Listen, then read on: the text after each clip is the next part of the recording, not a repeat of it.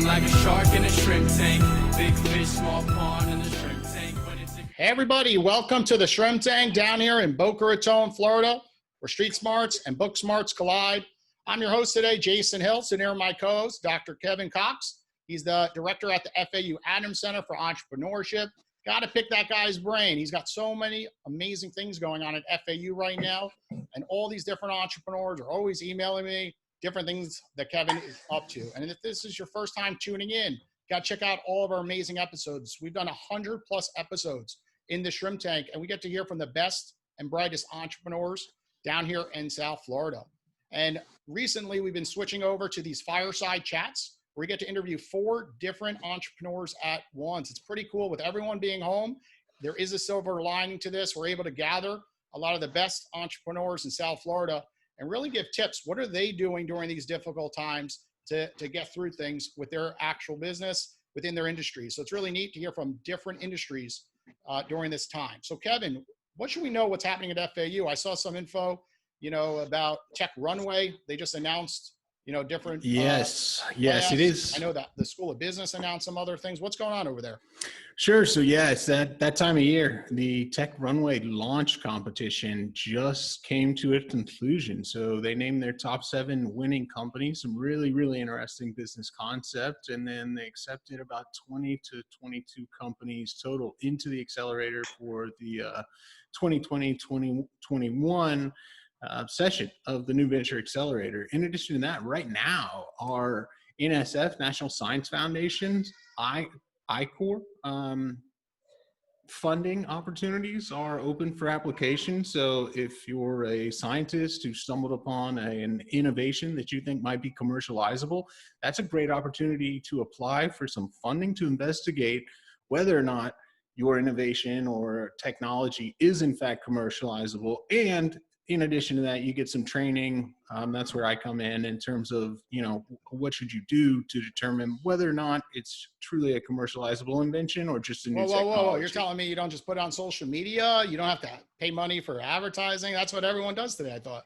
No, not quite. There's a little bit more to it than that, unfortunately. And a lot of the best ideas may or may not be commercializable, but in some cases they are. So we teach folks how to investigate that. And like I said, give them some preliminary funding to go out there and say, hey, is this something that should really be available to the public, right? A lot of this stuff is created using public dollars for research. And the whole purpose of the I-Corps program is to get that to consumers, to, U.S. and international citizens of the world who might benefit from these innovations that often occur unbeknownst to us in laboratories around the U.S. and certainly down here in South Florida. And what company did you like the best, or if you're allowed to tell us, right? You were a judge during this competition.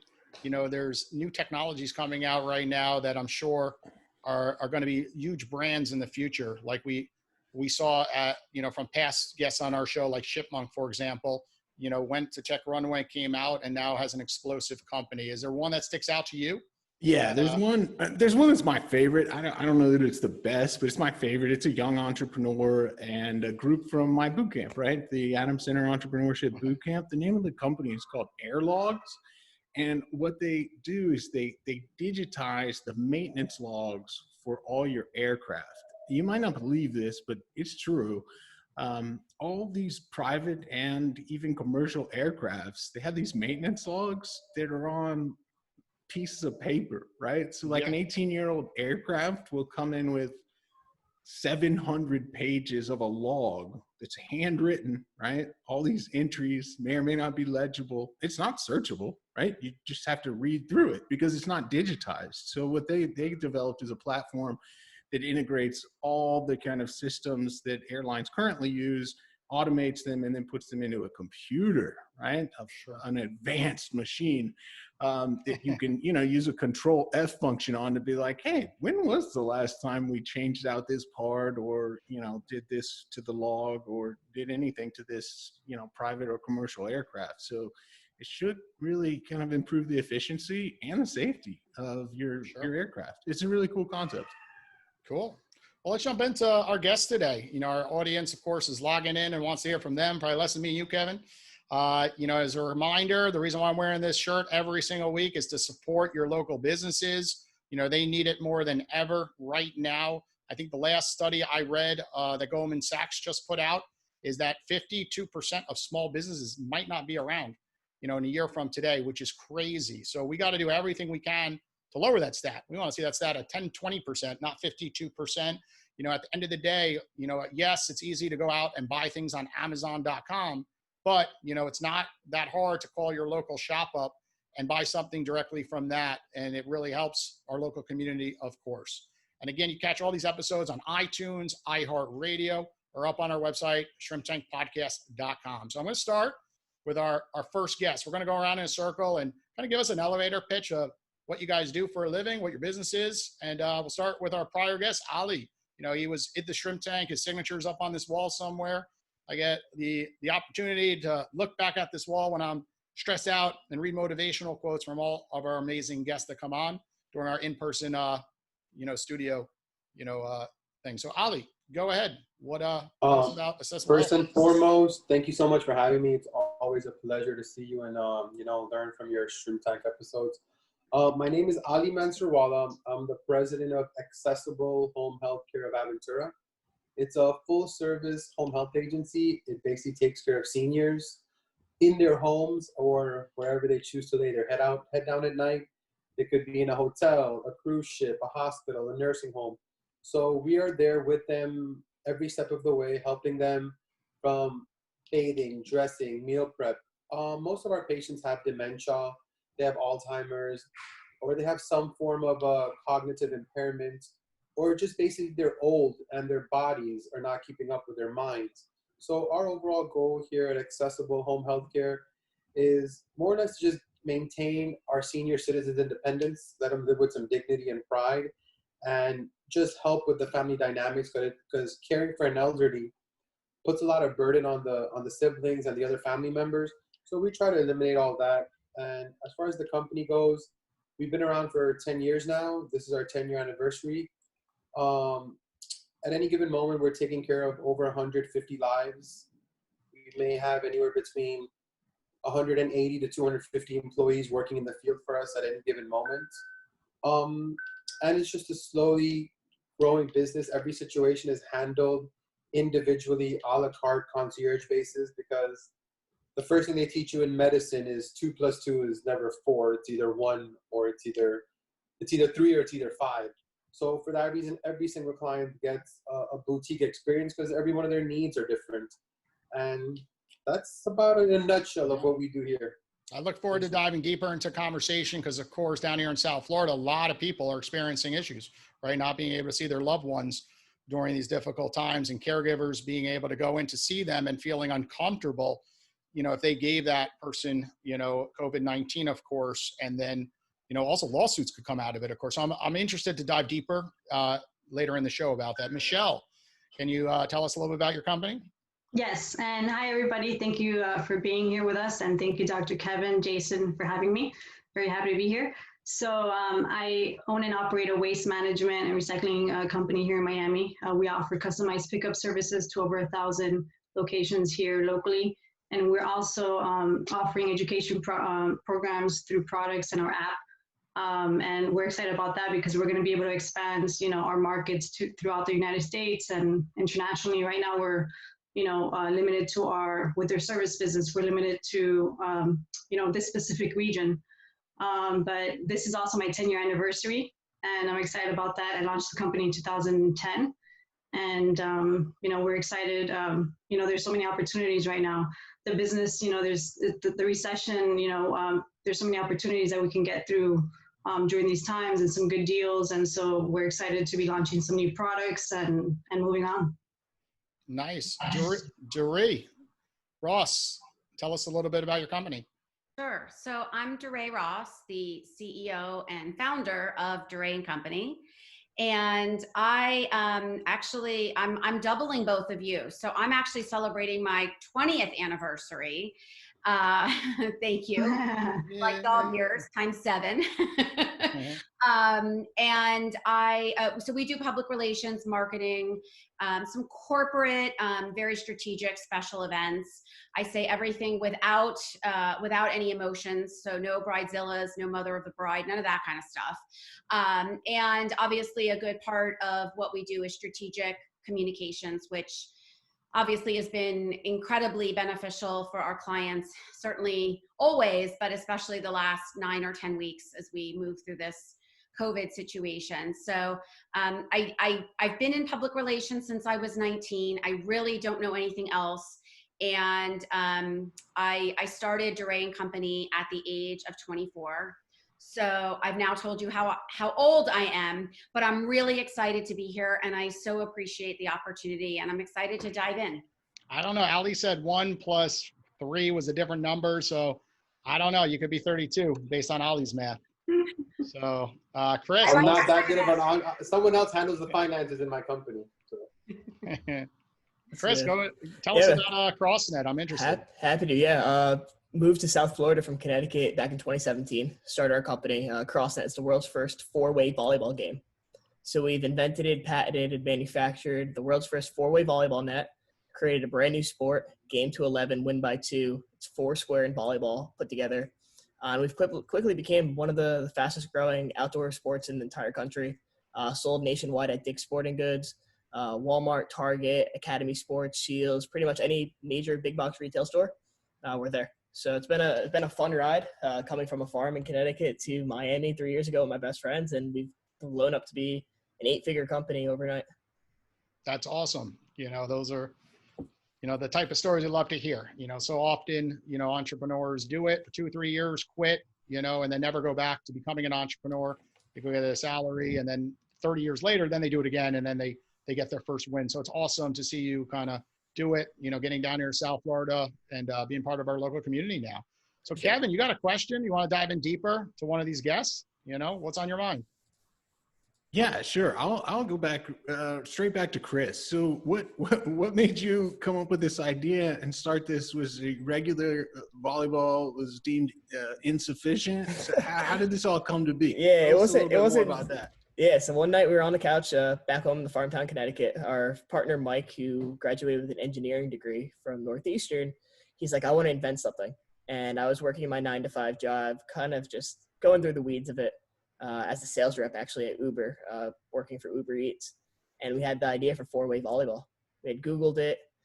Nobody had ever done it before. So we went to our local Walmart the next day. We picked up 2 volleyball nets, rigged them together, had our friends come over, and we played for like 5 hours straight. And that was the only proof of concept we ever needed. Started manufacturing it, brought it to the beach. Everybody had the same reaction we did. They loved it. And it's just been a snowball effect ever since. Wow, that's an awesome story. I a lot of stories with, students or young entrepreneurs like yourself start that way, where they want to invent something, but a lot of times they end pretty badly, they invent something, but it's not real intriguing.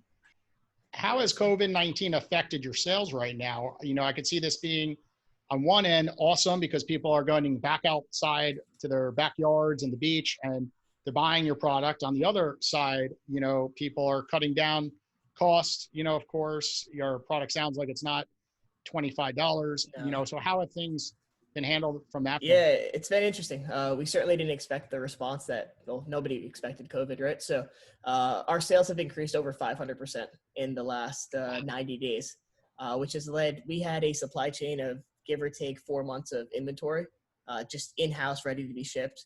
And we sold that out within about 2 weeks. So it has led us to open up 2 new factories. We hit at max capacity at our first factory. We didn't even know max capacity existed. The factory workers told us they can't produce anymore. We opened up 2 brand new factories, and now we're selling over 15,000 units a month. So it's been crazy to see the demand, but also great to see customers being like, you guys are providing the only enjoyment in my life right now because we get to go back in a backyard and play CrossNet. And that makes sense. I have a 5- and 3-year-old, and the things that we're looking to purchase are things in our backyard. At the end of the day, if you don't have a pool in your backyard, you have to do those balanced water slides. Volleyball, of course, my kids are a little too young for that, but I see the next group seeing this as an amazing opportunity to buy and have some fun in the backyard. How did you handle the growth, when it comes to shipping things? A lot of businesses ship themselves. Do you have an outside shipper that? Yeah, no, we actually, our product's about 20 pounds to ship. Sure. So a lot of the fulfillment centers have been asking for a lot of money to ship it out, which caught tons of our margins. So the best thing that we could do is we opened up our own warehouse. So we rent a large property that has enough room for all of our inventory. We have full-time workers at the warehouse, operations manager, and we ship 5 days a week. Right now, we just received a new shipment in of 5,000 units. All of those have been sold out for weeks. We're on a 2-month back order right now, which is a lot of fun customer service wise, but it's a really great problem to have, I guess. People are still in demand for the product. So have containers coming in, 40-foot containers with 2,500 units on the boat every few weeks. Yeah, so it's been fun.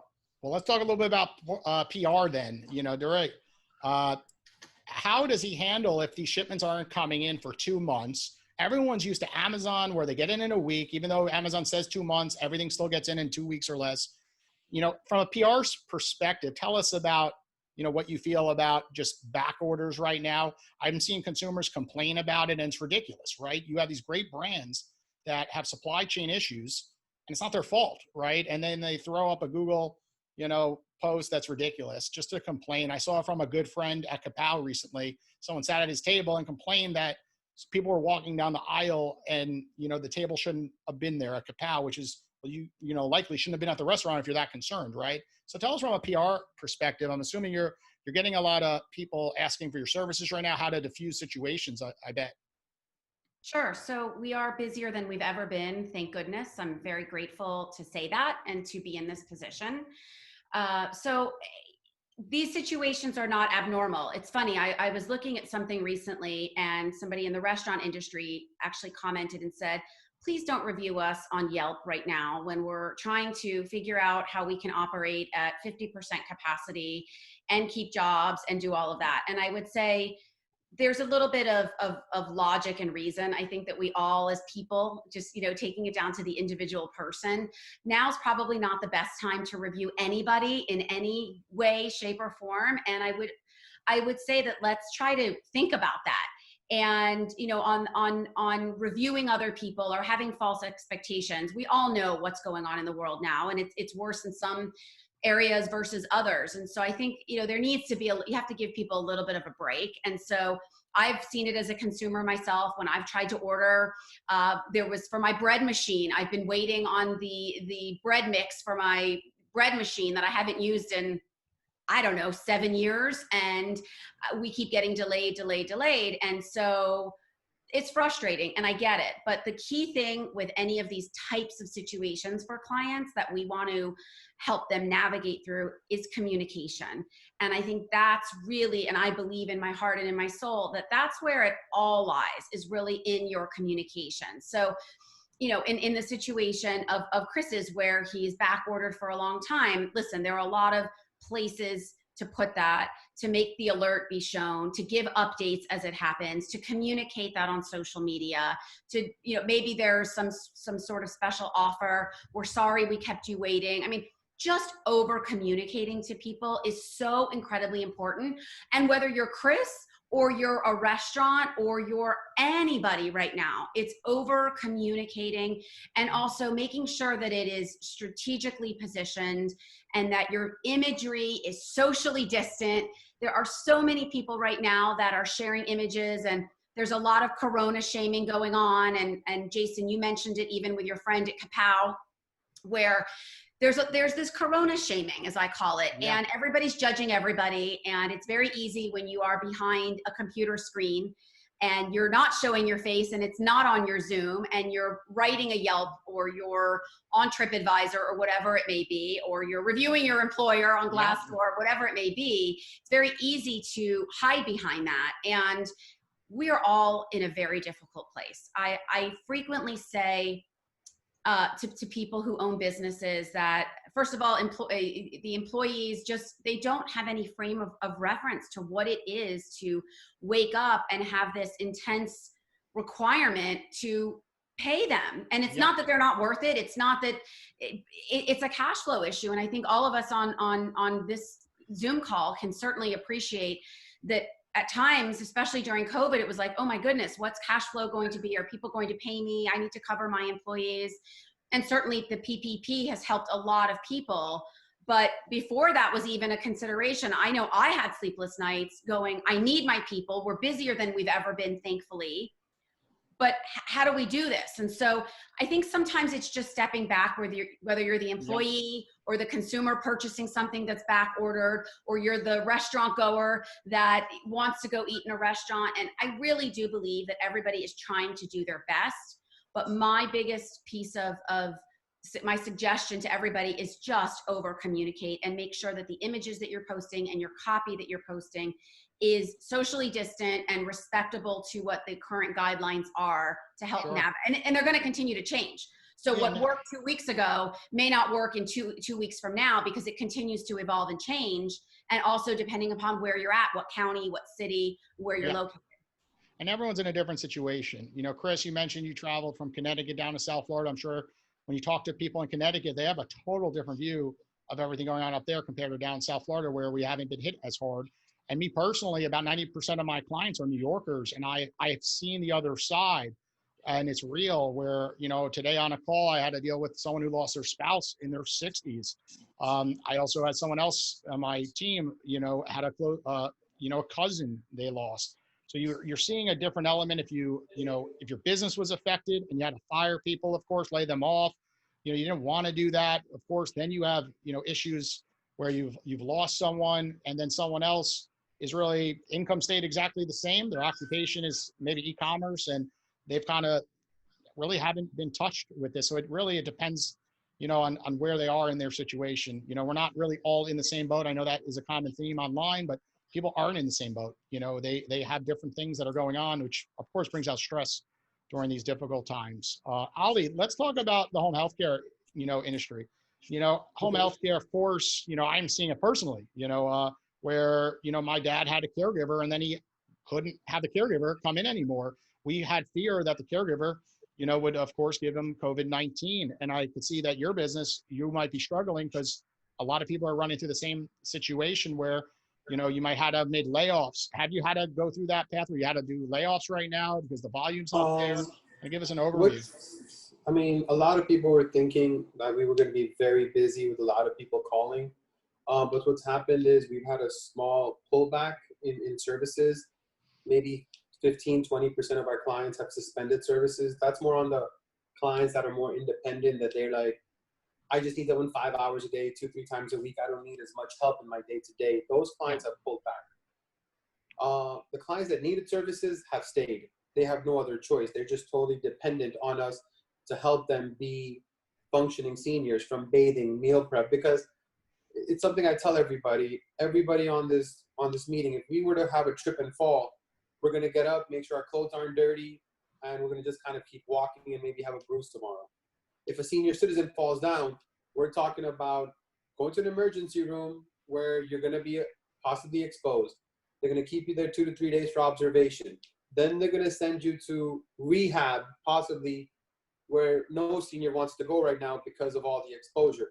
So a lot of seniors have been very careful. What's happening for us now is external input is affecting our business. For example, if you live in a condo, the condo may come up with rules that doesn't let someone in.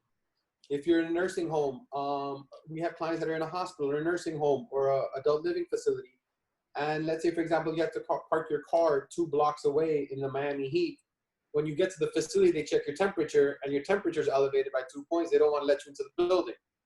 So we're constantly having to find quick ways to test our caregivers, test our staff. Something that's drastically drained our business is PPE expense, having to provide personal protective equipment. Then the other issue we're also having is there's no rules for this. Yeah. So all the rules are being created on a week-to-week, day-to-day, hour-to-hour basis. So if, for example, we walk into a facility on Monday, they tell us, yes, you've been coming here to take care of Mrs. Jones, you can continue to come. Now the caregiver can't make it anymore, so we have to bring in a new caretaker. The facility's like, well, we'll let you bring in a past caregiver. We're not gonna let you bring in someone new who's never been here before. So there's constant hurdles, speed bumps. And the people that are suffering from this are clients, and because they really need the help. So it's put us in a pretty difficult predicament. It's put facilities, condos, apartment buildings in predicaments, and it's put the senior citizens themselves in predicaments because now you have a domino effect. Maybe they're not bathing, maybe they're not eating right, maybe they forget to take their meds. So you're gonna have, it's like what Ms. Durée said, you're gonna have a constant domino effect of communication and constant domino effect of having to figure out how to constantly evolve with day-to-day situations. And that's so for us, we're not in crisis mode, we're just in maintenance mode and management mode. Sure. And we're very selective on taking on new clients and new caregivers. Something we've done for our industry, which we didn't even know we were prepared for, but we are fully digital. So nice. We can talk to a client, send all of our paperwork digitally, send a nurse virtually, and then the first time there's any interaction is when you would see the caregiver walk into your home. So we've been able to evolve, and clients are very grateful to avoid the exposure at all costs. But again, something that's really not hurt us, but it just changed the cost of doing business is we're now constantly having to provide PPE to every single caregiver. And then based on the level of sickness of clients and facilities, the PPE stuff changes. If you're the amount of and PPE stands for personal protective equipment, and that stuff is constantly changing. If you're with a COVID patient, you have to have a face mask, a face shield, gloves, a bodysuit, booties, hairnet. If you're seeing a regular patient, I can give you a 3-ply mask and some gloves. So there's a lot of compromises and a lot of adjustments that we're making on a day-to-day basis to accommodate. And now we're noticing that we're getting an influx now that some rules have been lifted. Yeah. We're now getting calls from a lot of seniors and family members for their loved ones, be like, you know, we really need some help now. We thought we were okay, but this pandemic has exposed a lot of issues in our homes with our loved ones. And so now we're seeing the cause and effect of that. And it's great to see what you've done with technology in the past and now how it's really being utilized today, because so many people, you know, in the past would not use Zoom. And I'm seeing that in my industry. Most of my clients are 50 to age 85, let's say, right? And in the past, it was always in-person meetings, just like your industry. And today, everyone, the first minute you speak to someone, like, oh, I just had coffee with my best friend over Zoom. Oh, I had dinner over Zoom. So, you know, it's been nice to kind of see people adapt to the new technology. And when we're through this, you know, situation, I could see you then saving a lot of money, right? At the end of the day, you realize, wait, we don't have to run around, you know, for every prospect that might, you know, sign up with us. We could do it a lot of, you know, over Zoom and keep this same type of structure. And then also the apps, everything that you're up to. And something also I've learned is we were in the process of buying a building to put our home office in. Yeah. But I actually had the company from mid-April from April 1st to mid-May, we were in quarantine. And we have 9 people working in here, and they were all able to work remotely. And something I noticed that is going to go across every industry, by working remotely, our communication went up so many notches because we all had to communicate to each other because all of us were not under the same roof working. So one thing I will compliment is our communication went up by about 50%. It just improved all around.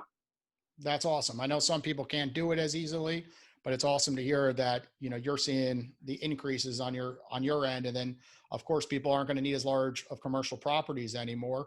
You go to a hotel model I've seen where people come in 2-3 days a week and they share the same desk, because all it takes today is leave a big screen up, you know, plug a USB in to a laptop, and you're all ready to go with a standing desk, just like I'm standing up right now.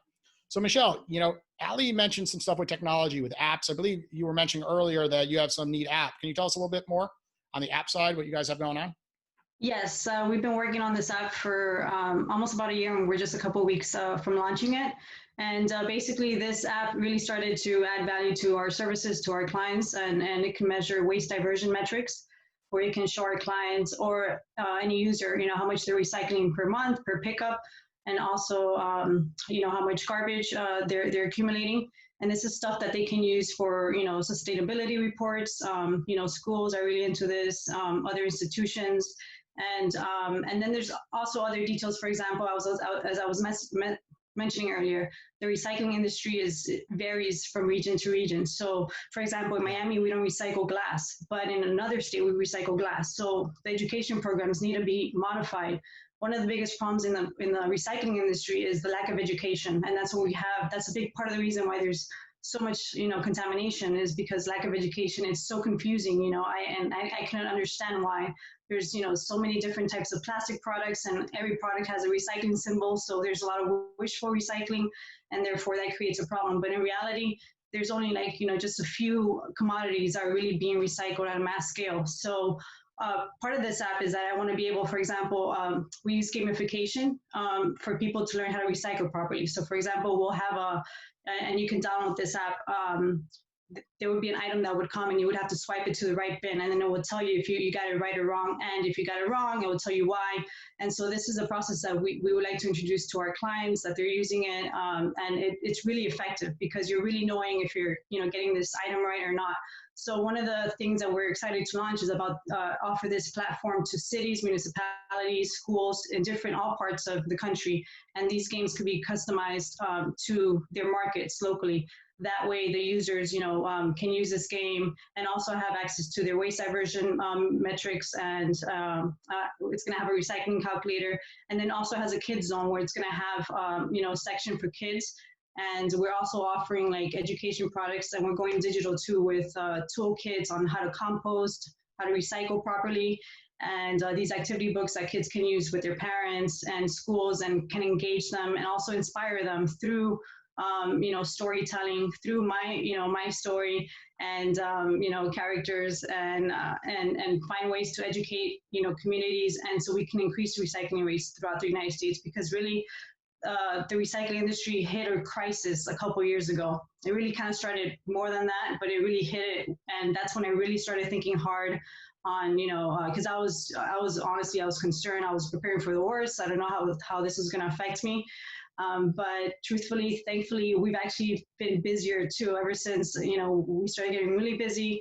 And that's when I started thinking I need to diversify. And I've been wanting to launch these education programs for, a few years now. So we started working really hard. I want to take advantage of my expertise in the waste management industry and how I can educate, clients and communities through simplified methods, how to recycle properly, because we really have low recycling rates, especially in Florida and a lot of other states. And there's innovative ways, there's proven ways that we can improve these recycling rates.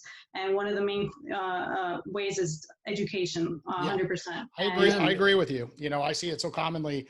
You get a bin on one end, you get a bin on the other. There's a couple pictures, and then you look at the bins all the time, and you're like, and you just throw one in there. You're like, I hope I got it right. You do the cross your finger tactic, and look, there's a lot of smart people and really haven't spent more than 5 minutes learning about recycling. I'm sure that you probably have the stats. If you surveyed 100 people, most people would probably fail, right? And I love how you're going after children, early Exactly. on. Kids love this stuff.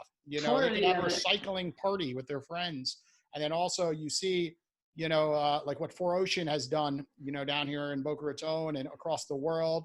And also during coronavirus, people are seeing how blue the waters are getting without the boats being in there, without, all the pollution in the air everywhere across the world. So I have to assume this is good timing to bring that message to life. And even in the investment community where I fall into, we're seeing the same thing, where people don't want to invest in companies like cigarette companies that, they don't want to, get a higher revenue or earnings from these stocks that are doing bad things across, their avenues. Kevin, you were about to step in, I think. You had a question? Oh yeah, I was just going to commend Michelle. Maybe one of those games, or maybe even that kids thing, could get Jason to stop throwing those greasy pizza boxes in the recycling, as if they're going to take those. It's just he's got to learn somewhere. Well, he should play the game and then see if he can pass. Yeah, support definitely. the pizza businesses. They're all small little mom and pops. Well, I gotta say, there's a confusion about the pizza boxes. You'll hear that you can't recycle the pizza box because of the grease, but we always say you can cut the top part because usually it doesn't have grease, and throw away the part that has some grease. So you can't recycle pizza boxes. Nice. So I don't know much about the industry, but maybe you can give us, just as, you know, everyday consumers, a little bit of insight about kind of state of the art in recycling. I remember, and that's just probably what you referenced a couple of years ago, a bit of a crisis in the industry when some of our overseas partners raised the standards on what they would accept and what we could ship where and what we would inevitably end up sort of disposing of and not recycling, even if it made it into the bin. What is state of the art, and what should consumers and, of course, for the shrimp tank, business owners be thinking about in terms of recycling? Sure. So what happened was that basically we used to ship our 2/3 of our recyclables to China. And what happened was basically China decided not to accept our garbage, which, most of the stuff that we were sending out was pretty much contaminated. They pretty much said, we're not going to take your garbage anymore. And so you can imagine us exporting recyclables 2/3 of it, and then all of a sudden we don't have, where to take this material. So they started taking it to other parts in Southeast Asia, and then other countries started saying, no, we don't want to take your material. So that really created, a crisis. A lot of recycling businesses went out of business from this, and it increased standards because, like I was mentioning, honestly, there's so many materials that we think that are being recycled when they're not. And so we have to be honest, and true about what can be recycled. So I always tell, people that when in doubt, throw it out. And people usually do the opposite. When they think that, it's recyclable, they put it in the bin, feeling good, hoping that it's the right thing to do. But what you're pretty much causing, you're contaminating the batch, and then it's not going to get recycled. So one of the things about what happened with the whole China ban is I see it as one of the good things that we're actually forced to do things properly now and to process our own material here and find real solutions about how to recycle properly. Because another part, if you ask me, one of the major problems too that causes so much contamination is a single stream, which is basically, most of us are familiar with that, which are bins. You throw all the recyclables in one bin, and then that creates more contamination. So there are some states that adopt the bottle bill deposits, which are states where you can actually take your plastic bottles and get some money for it back, aluminum cans. Florida doesn't have a bottle deposit bill. And so there's many ways, and we need to adopt that way by like, for example, we offer the multiple stream recycling. So we put all the bottles in the cans in one bin and all the mixed paper and cardboard in another bin. That way we reduce the contamination rate and increase the recycling rates here. Awesome. Well, why don't we switch gears for a little bit and have each other ask questions to one another. Ali, you have a question for one of our guests today? I do have one for Michelle. In the sense, for your business model, just from the aspect of, isn't the recycling provided by your city and state for free? So how does the business model work where you're actually profitable? I mean, just as a business owner, that's something that intrigues me. Sure, that's a great question, because there's confusion, and I didn't add. There's so much to talk about the waste industry because the city and the states are very much involved. For example, through the residential communities, that's handled directly through the county or the cities. For commercials, we can do business directly through the companies. So it's different. It's like a whole different monster. And we're a service business. So there are some, for example, recycling businesses that their model is completely different. They're based on, the commodity making, their main revenue is from the commodity, the sale of it. But we're a service business, so we have to charge per the service. One of the problems too was that for many years, the recycling, the prices were artificially low, and I just couldn't. When I started the business, I didn't, I couldn't compete with a lot of the big guys. So that's another thing that happened. Just like in commercial, in real estate, there's some bad deals that you get into it. And what happened was, in these last few years, there's been some bad recycling deals and some bad waste management deals that are not, nowadays you can't really, you can't make money off that. And so that's also created problems within the county and the businesses, and so now it's time to actually create some real, contracts and service that are actually, showing the real cost of recycling. And that's another upside for us too, that we're able to compete more now with the bigger guys, because now they're increasing their recycling prices at what I feel like they should have done many years ago. And so we're a service business. We have to charge for pickup services. Otherwise, we wouldn't be able to make, sustain a business with just, the materials. Yep. On a total side note, I have a friend who just recently launched a kid's book that he wrote with his daughter. It's about how to kids to be more aware of child predators,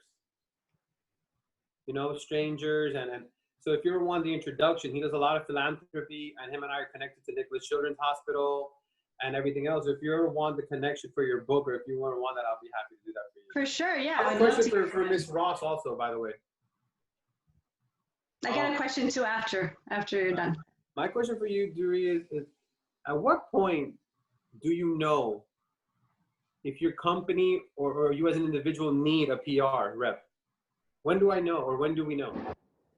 And that's a tough question. I get a lot of phone calls every day where people say, I'm ready, I need a PR firm, I need a publicist. And then I start asking questions such as, is your product or your good or your service, are you ready to go? If somebody called you today, can you capitalize off of that? Do you have the budget? What are your goals? And so it's different things to different people. Certainly, I think most people can benefit from PR depending upon their budget and a variety of those questions. One thing that has worked out so well, especially during COVID, is all of the CSR, the corporate social responsibility type programs that are out there, and you see people are, the companies are donating and they're raising funds to distribute more food, or they're, there's a variety of things that they're doing. It could be in Chris's case where he wants to do a whole thing and they want to donate some product, and it's a whole thing. I mean, it kind of depends on what your goals are, what your budget is, and what your product or your service or your good, what it is. And also, are you interested in it? Because there's so many people that reach out to us that they having PR is the in thing. Okay, I have a publicist and I have PR, and I step back and go, why do you want it? What do you plan to do with it? And not only that, what do you expect PR to do for you? Because there's a lot of misconceptions about PR, and it's going to lead to tons of sales, or it's going to, fix a crisis situation. And so it can, but it's a halo, right? So it's hard to kind of give a broad stroke, but to answer your question, most businesses can benefit from it. But what I always say for anybody that reaches out to us is, I want to make sure for anybody that we work with that we are an extension of your team and that we can help you. I don't need to take money from somebody just to take the money and, okay, let's just try to help them. If I don't really believe in their product, their service, their good, I've been in this too long. If I see red flags and it doesn't seem like there are realistic expectations, and why are we doing this? And is the person really going to be involved? In other words, you can't just hire a PR firm and go, okay, well, you're on your own, PR firm, you figure it out yourself, and I don't want to be involved. That is never, ever going to work for us. And in fact, that's a big red flag for us, where you can't just say, okay, I'm going to put PR in a bucket and you guys deal with it. That just doesn't, it's a relationship, it's teamwork. And so the question really is not so much, should you have it? It's, are you ready for it? And what do you have in terms of budget and time commitment available to help make it happen for the PR? Chris, I see you nodding and smiling. Something tells me you have an experience with PR that my gut's telling me went bad. So go ahead. Actually, not bad at all. Actually, we just, to Allie's question, we actually just engaged with a PR firm about 3 months ago. And we kind of had that same question. When is the right time to actually do it? And for us, we had the conversation this morning, actually, when you look at the ROI on a PR firm, there's two ways that, one, it's obviously cash, right? Are you making your money back with products sold? The majority of the time, I'm sure you can speak from your experience, that's probably not going to happen unless it's a very cash forward transactional promotion that you're doing. QVC, for example, something like that. But on the other hand, it's branding. Is all right, this TV commercial went out. Did we make our money back? Who knows? But did it lift our brand overall and make us look better? Who's the judge? And obviously you're an expert in that. But so we just engaged in a PR firm 3 months ago. We finally made the cash commitment, and it's been great. We're actually going to be on the Today Show on Friday.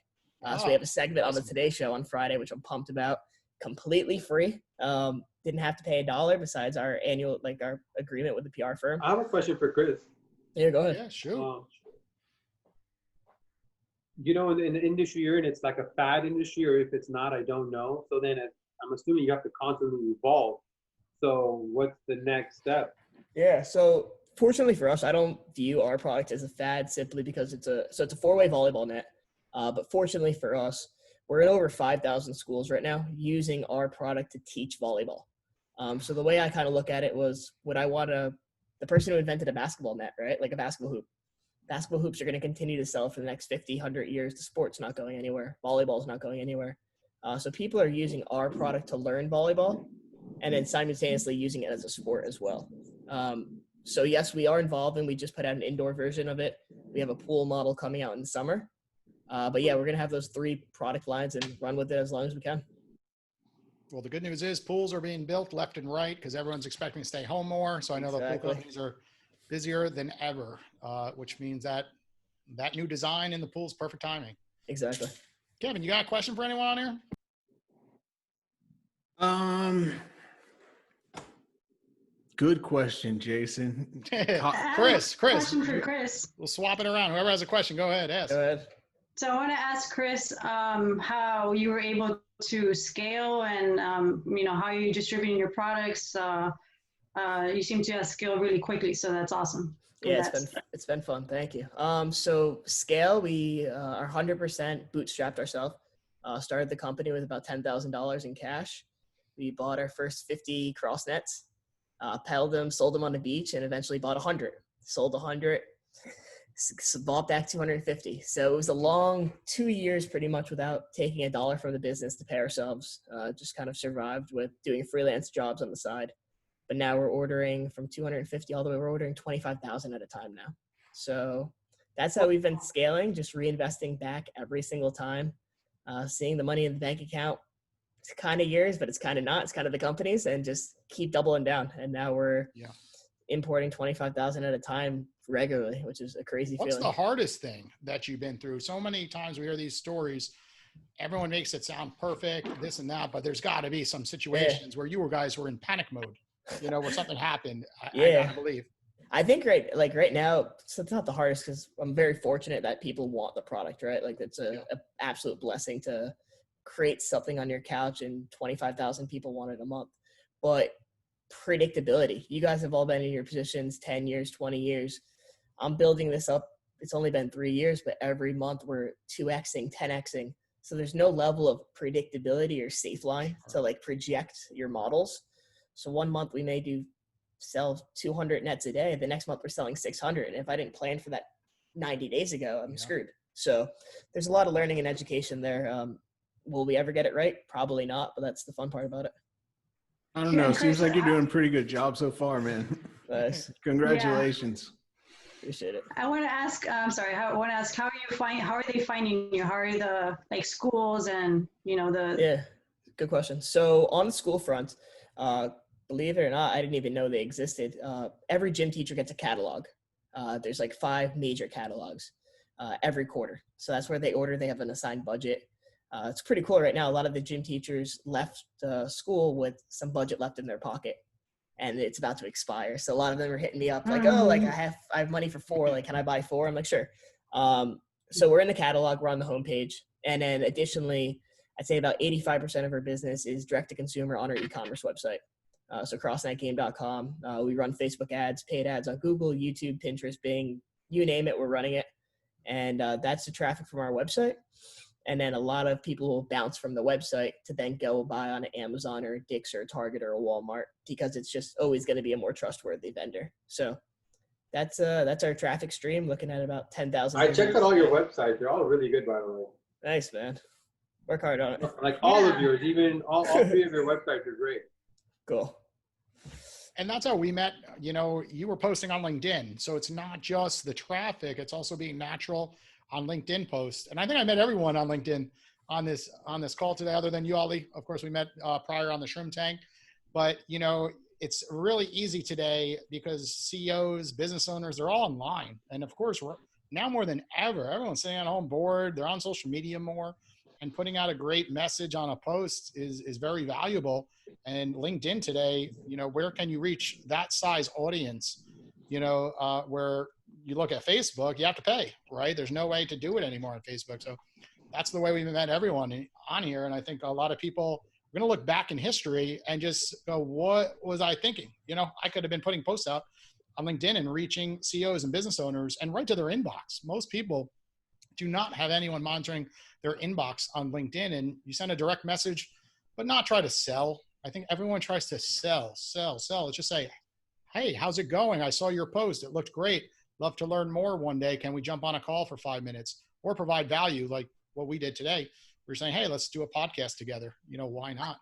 And I think if I can add one thing, it's about content generation, right? So whether it's thought leadership about your CSR initiative, or I think, you know, we definitely met on LinkedIn. I think it was one of our blog pieces about COVID and kind of marketing. I mean, we have cranked out even ourselves. I mean, forget about the clients for one moment. Yeah. Even just ourselves, the amount of content that we've put together, and not because we have extra time.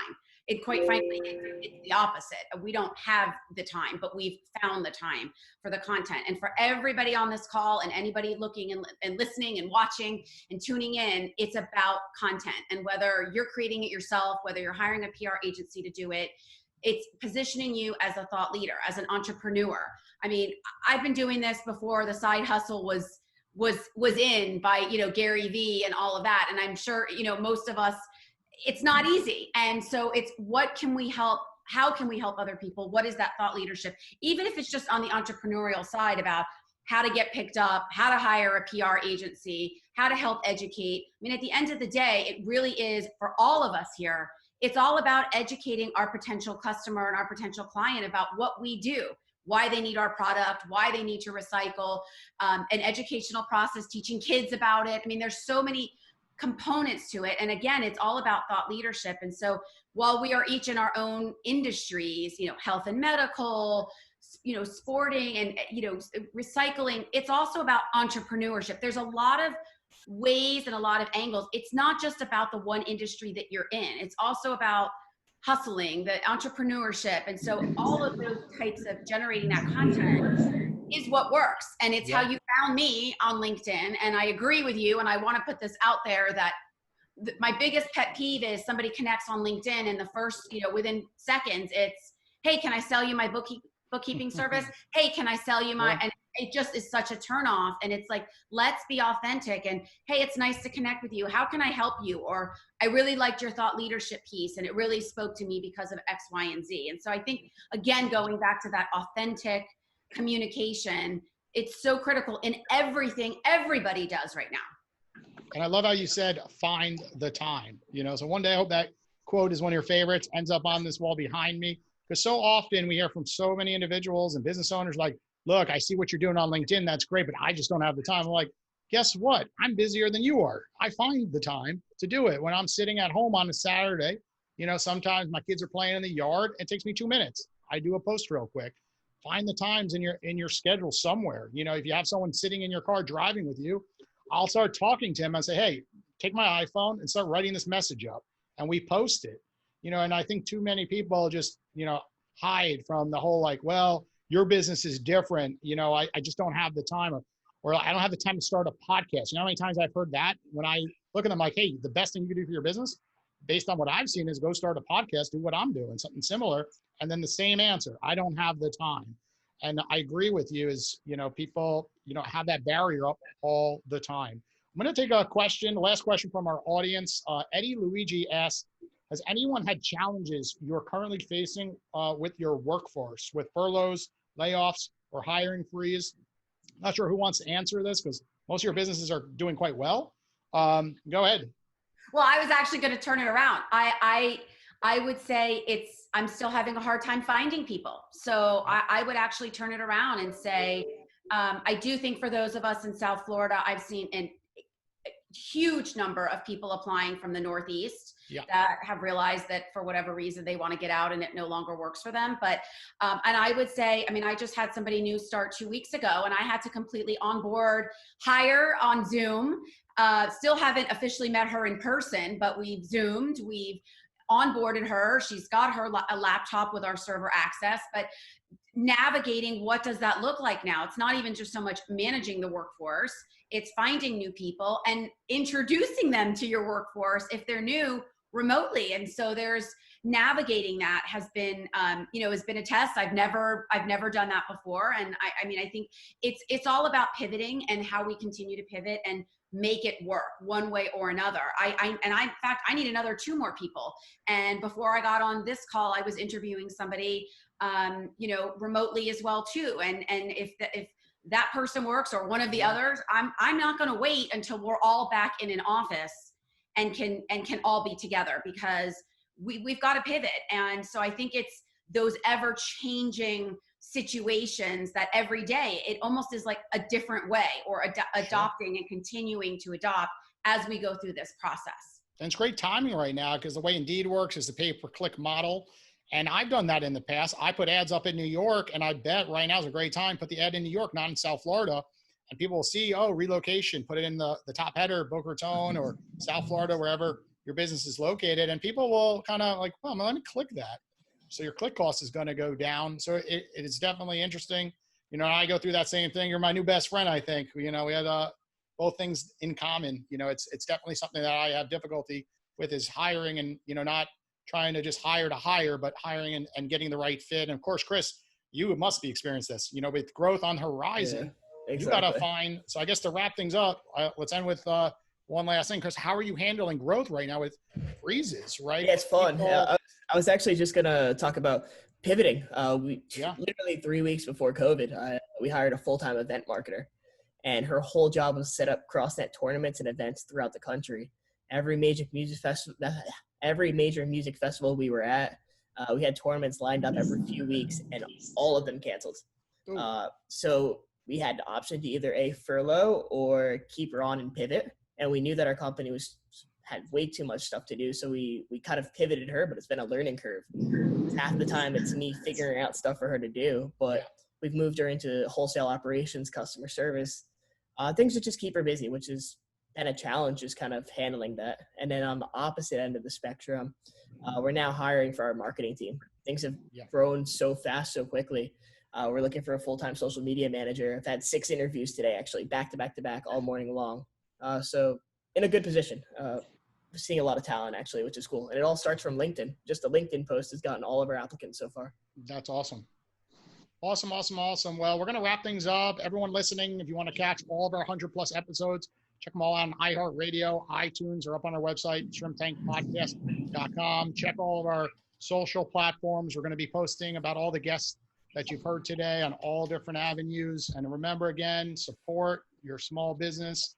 It means so much to these local businesses, and help them get through these difficult times. And we'll be back again next Tuesday at 4 p.m. Take care, everybody. I've been feeling like a shark in a shrimp tank. Big fish, small pond in a shrimp tank.